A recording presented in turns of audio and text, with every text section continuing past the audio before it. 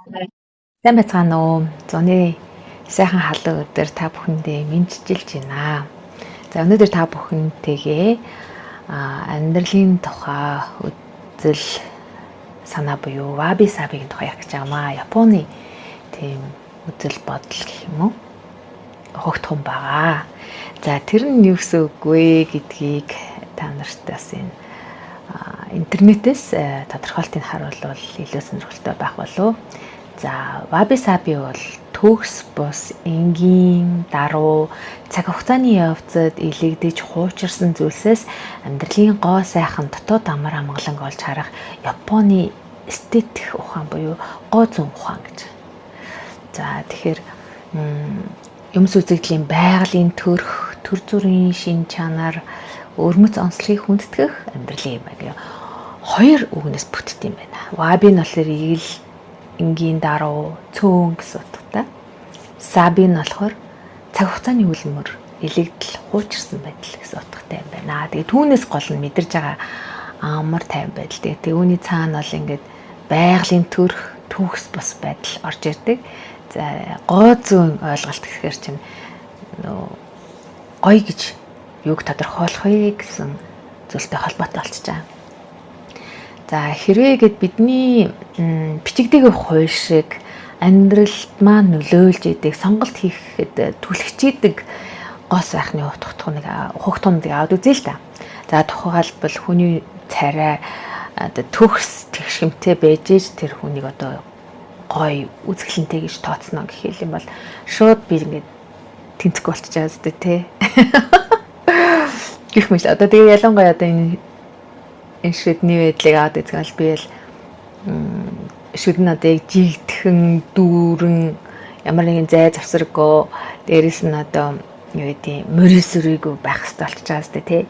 Тэгэхээр миний хувьд бол энэ шүд гоё биш олчж шүү дээ шүд автоматар одоо бичигдээгүй тийм гоо сайхны тодорхойлолтоор л би тийм гоё юмхтэй биш байгаа юм л та. Харин ваби саби гэсэн тодорхойлолтоор аваад үзэхээр гоё болчихж байгаа байхгүй. Яа тэгэхээр миний байгалийн төрх би засаагүй байна. За дээрэс нь юу гэхээр одоо цаг хугацааны илэгдэл гэх юм одоо энэ хөгшрөлттэй холбоотой ойлголтод явчихж байгаа. За энэ дэр маш эмзэг болчихсон. Одоо дэлхийн хүмүүсийг аваад үзэх юм бол бүгд л залуу байх гал тэгэл ингээл нүүр амаа толийлох гол ингээл хичээгээд ваби сабигийн ойлголтын хувьд болохоор ингээд хүчлээс нэмэгдэх тусам гоё болж байгаа юм байна л да. Тэгээ би тэрнтэй бол санал нэгдэнэ. Нэг жилээр ахиу амьдрах тусам бидэнд энэ амьдрал гэдэг гайхалтай бэлэг өгч ч гэсэн гэдгийг би тухаарч байгаа шүү дээ. За би өөрөө нөгөө Христ итгэж хүн учраас энэний цаана одоо байгалийн төрх гэж хэлээд байгаа юмны цаана Бурхны өөрийн уур ухаан явж идэг учраас одоо намайг ийм байдлаар бүтээсэн Бурхан байгаа даа л та.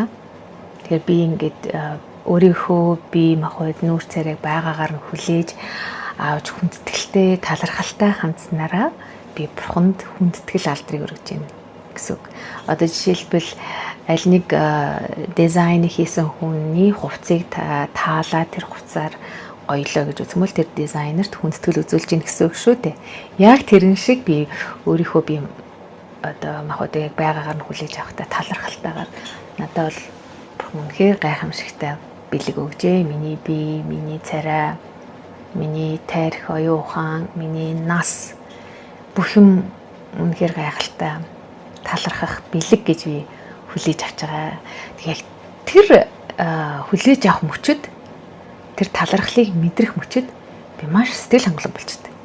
За үүнийг би заалгасан учраас юм болсон юм а. Тэрнээс би автоматар шууд ваби сабиг ойлгоод ингээл ийм ухаантай амьдарч үзээгүй. Багадаа бол би өөрийгөө голдог. Одоо маш цараматай хүн л гэж боддог шүү дээ. Яг тэр нөө дэлхийн гоо сайхны тодорхойлолтоор явдагсан. За жишээлбэл одоо ингээд ийм шанаа ийм дөрвөлжин одоо ийм хэлбэртэй харал одоо цараматай гэж ойлгодог.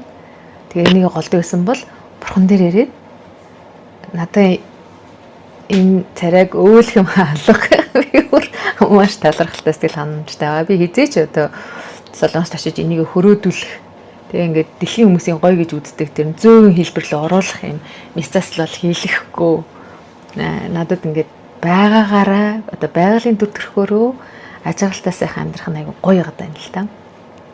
Тэгээ би wabi sabiгаар амьдарч ийн гэсэн үг болчихж байна. Тэгээд энэ wabi sabi гэсэн ойлголтыг ингэж судлах, мэдхээс өмнө Библиэс авсан ухаан байнамаа. Тэгэхээр Библийн бас энэ сургаалтай нийцсэн гэж ойлгож болох юм. За нөгөө талаас Библиэд бас юу заасрууд өглөө нөгөө даруй байхыг, игэл байхыг заадаг. Сургаал төгсөлбөл эзэн минь би баян биш, ядууч биш баймаар байна. Тэгээд тийм дунд тавцаа гэх юм те хит баян байхаараа би одоо таныг тоохоо болоод те бурхан гэж юу юм. Хит ядуу болохоор ингээд өдөр тутмынхаа талхыг одоо олохын тулд янз бүрийн тийм эвгүй ёс зүйгүй алхам хийчихвээ гэсэн нэг тийм хүний илэрхийлэл байдаг л да. Сэтгэл санаагаа тухайн үедээ илэрхийлж байгаа. Тэгээ бурхны үгэнд ингээд тусгалаа олно гэхээр бас бодор штэ. Тэгэхээр wabi sabiгийн тэр sabi гэсэн үгэн дотор нөгөө танил, илэгцэн, хуучирсан, амьдралын тийм нухчаас орсон, уул мөрөлдөөсөн гэсэн ойлголт байгаа. Тэгээд тэр бас гоё ойлголт. Яа тэгэхээр танил байх тусам бидний сэтгэлийг бас ингээд тайвшруулж идэг. Тэр хувцас одоо ингээд дэлхийн гооцон үзэл бодол бол ингээл байнга шинжлэх хэрэгтэй тийм бүх юм шинэлэг байх хэрэгтэй.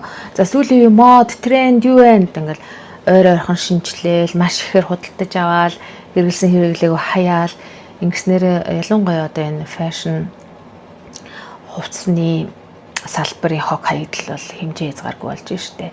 За тэр тусмаа одоо юм хунцар материалууд ороод ирсэн учраас нэг удаа гой харагдах хувцас аваад өмсөөл тэгэл хаяада.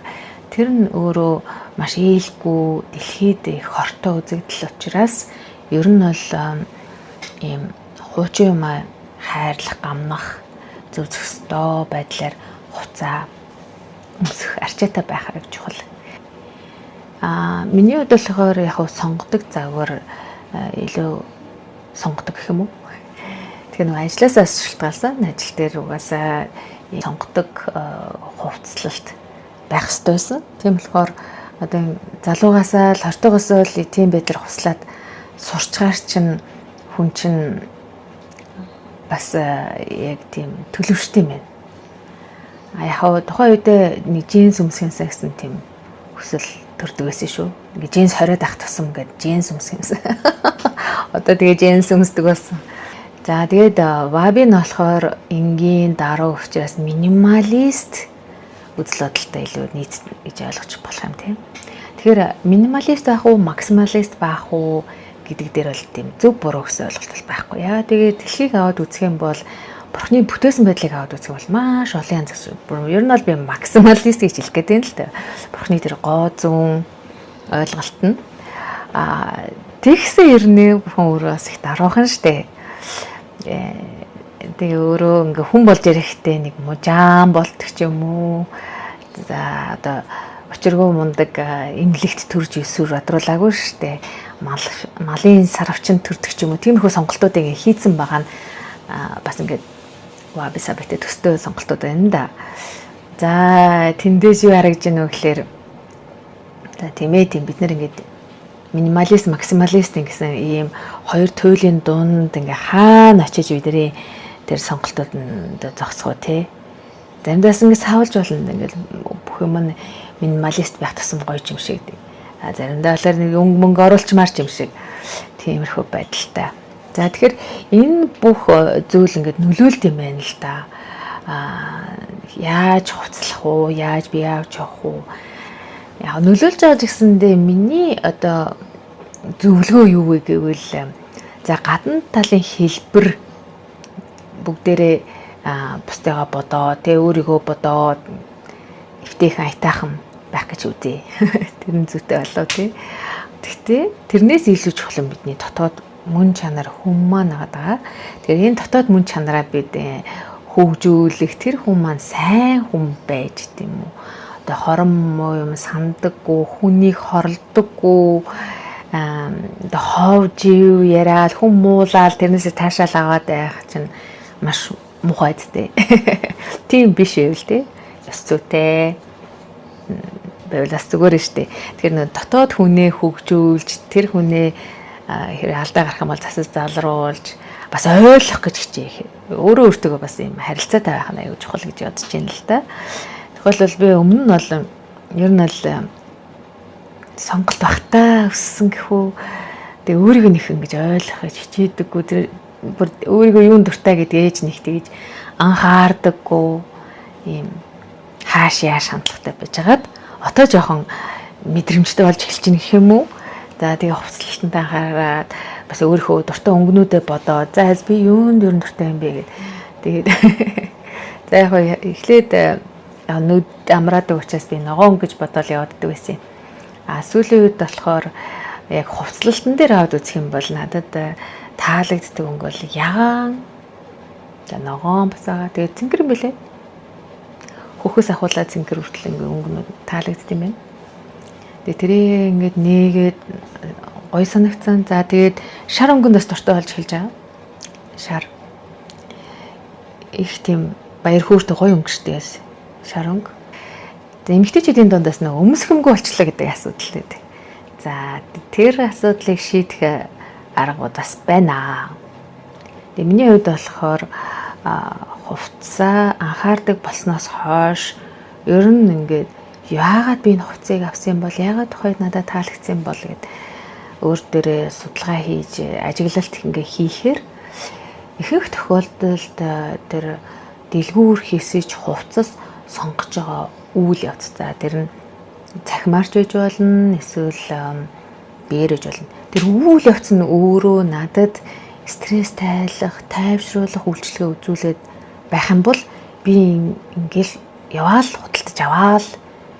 Тэрнээсээ нэг тийм төр зүрийн таашаал аваад хэсэг хугацааны дараа нөгөө юм авчлаа, жоохон эдэлж үзлээ, уйдаад л залгаал дахиад ийм төгсгөлгүй мөчлөгт ороод яваад байна л да.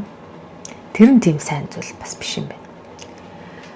Тэгэхээр яг юу өмсөх дуртай юм бэ гэдэгт анхаарад тэрэндээ тохирсон хүсэлтүүдийг хийж эхэлж байгаа. Тэгэхээр би юу гэж зөвлөхөөр нэгдүгээрт нь та өөрийнхөө дуртай зүйлээ тодорхойл.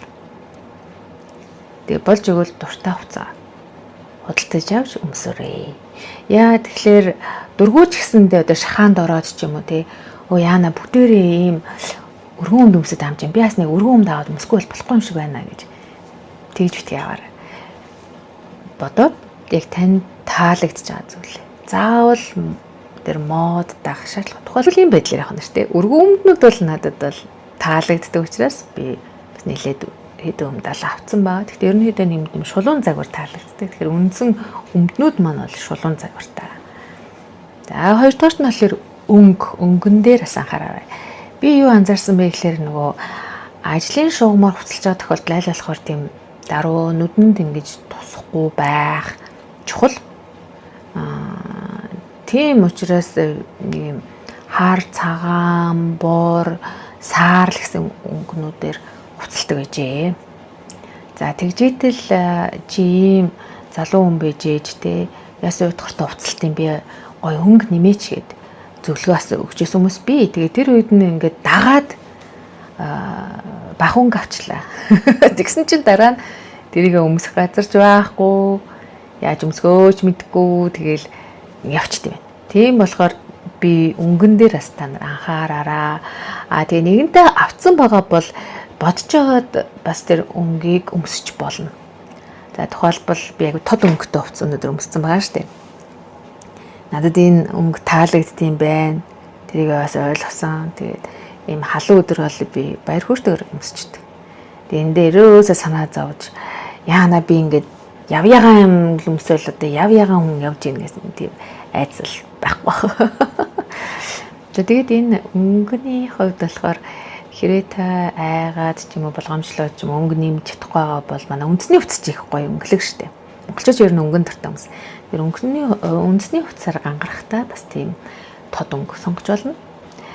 За хэрвээ бүх хувцас чинь даруухан бахан бол ийм тод нэмэлт зүйл хэрэгжилж болно. За жишээлбэл цүнх байгаа тий. За би энэ цүнхийг бүр зориод авсан байхгүй. Надад ганц л байгаа. Ийм цүнх ийм ганган гоё тод өнгөтэйгээ олон өнгөтэй ганц цүнх. Энэ надад урлагийн бүтээл шиг санагддаг. Тэгээд олон жил болж байгаа мөртлөө нэг тийм муудаж айхтар болоогүй. Тэгэл өөргөө гүцэтгэл юм гой цүнг надад байна л да. Би нэг $150 авч илүү энэ Jim Thompson гэдэг энэ Таиландын тийм брэнд байгаа. Гэхдээ би брэнд нэг хөөцөлддөг юм аа. Ямар брэндийн ч мэдэхгүй цүнхээр ерөнхийдөө очрын олол хэрэгцээг хангаал явцдаг гэхүү. Жишээлбэл энэ ямар брэндийн бол би мэдэхгүй. Гэхдээ надад цулгаа ийм зүг маш гоё санагддаг. Ингээд зөөлхөн чи нэг 2 жилийн өмнө авсан уу да. Ийм зүг. Брендийн тийм лого мого байхгүй.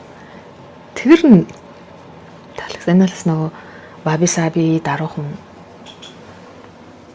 концепттэй уялдаад байна тийм ээ. За ийм байдлаар өнгө нэмж болно.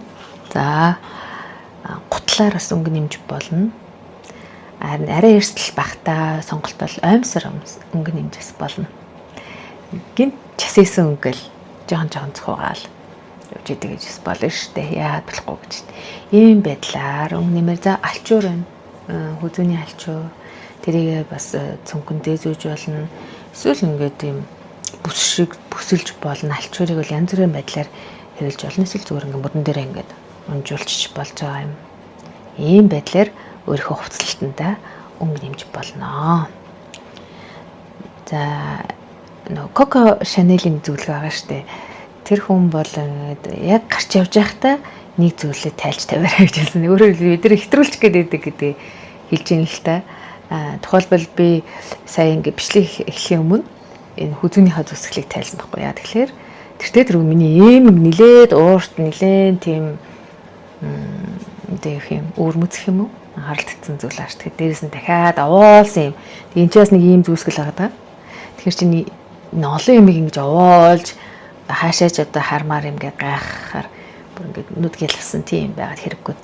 За яа максималист үзэл бодолтой хүн яа байж болохгүй гэж тий. Тэр хүн өөрөө сонгоод өөрөө хийж болно. Яг зөвлөгөө тийм. Тэгэхээр Wabi Sabi гэдэг энгийн даруу байх гэсэн тэр ойлголтод бол цөөхөн байл зүгээрээ. Тэгтээ цөөхөн дотор часээсэн байж бас болно шүү дээ. Нөлөө бүхий часээсэн цөөхөн зүйлээ гоё идэлгээтэй байх тусам зүгээрээ юм байна.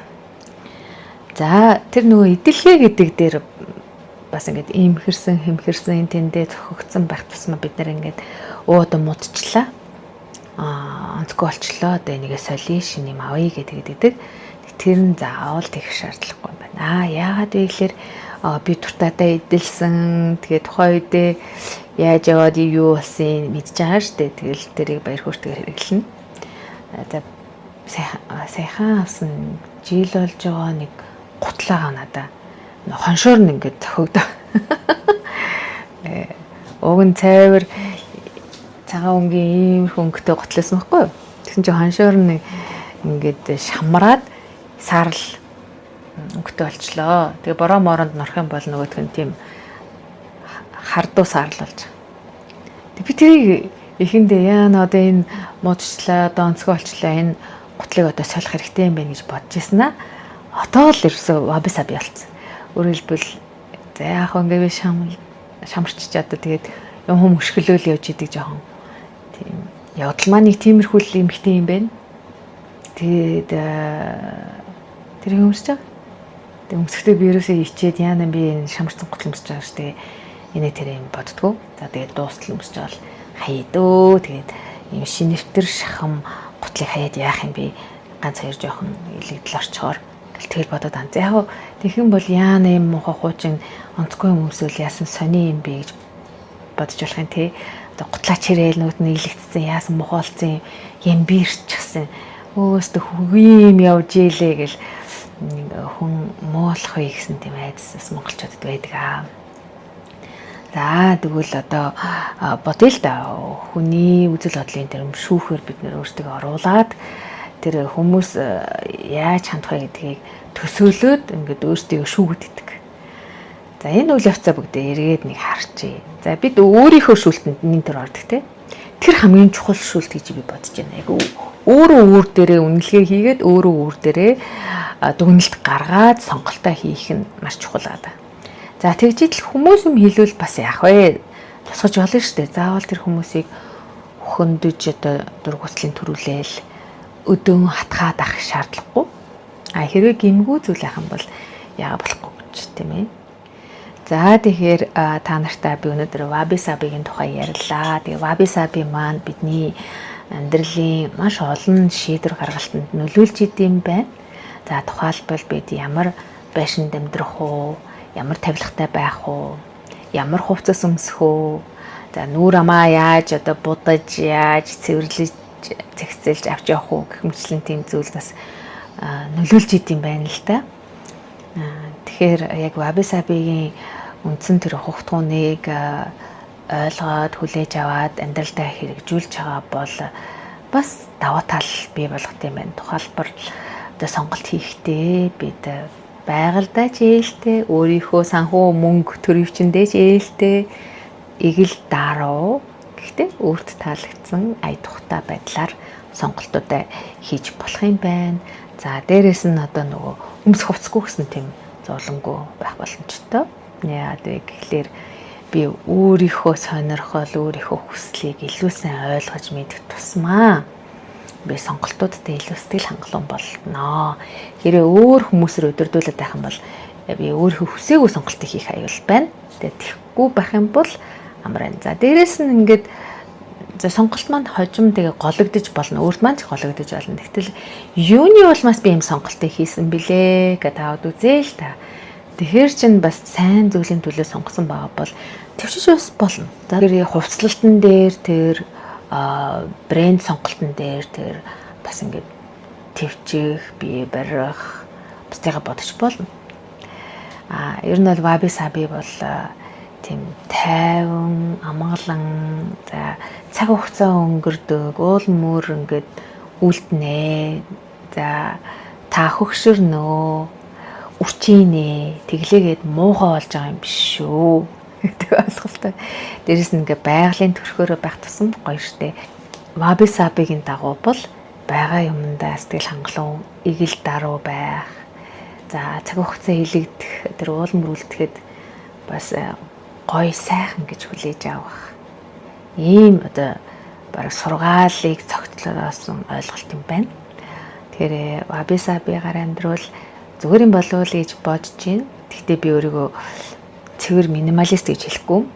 Хаяа гэдэг максималист юм хандлагууд орж ирдэг. Тэглээгээ би өөрийгөө хит ингэж хоригддаг. За яг яг ийм тодорхой үе шат хугацаа байж болох юм. Тэрийг би хүндэлдэг. За одоо болсон гэдээ бас өөртөө ярьж штэ. За миний хөшөө одоо болсон. Одоо хэрэггүй шүү гэдэг. Тэгэхээр хязгааруудаа тавина. За хоолн дээр ч гэсэндээ шаардлагатай бол мацаг барина шүү дээ. Мацаг барих нь бол биэнд их сайн шүү дээ. Зүгээр шүү дээ.